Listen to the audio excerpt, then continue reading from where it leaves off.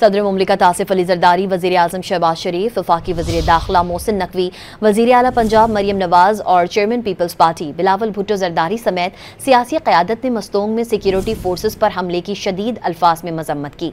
सदर मुमलिकत आसिफ अली जरदारी और वज़ीर आज़म शहबाज शरीफ ने शहीद मेजर रिजवान, नायक इब्ने अमीन और लांस नायक मोहम्मद यूनुस को खराज तहसीन पेश किया। सदर मुमलिकत ने बावर कराया कि मुल्क से हर किस्म की दहशत गर्दी के मुकम्मल खात्मे के लिए पुरआज़म है।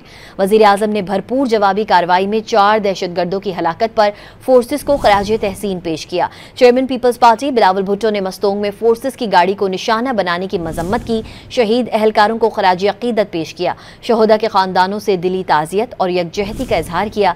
स्पीकर कौमी असम्बली अयाज सादिक, वज़ीर आला पंजाब मरियम नवाज, नायब सदर पीपल्स पार्टी सेनेटर शेरी रहमान और मरकजी तर्जमान पीपल्स पार्टी पार्लियामेंटेरियंस शाजिया मरी ने भी मस्तोंग वाक़े की मजम्मत की है।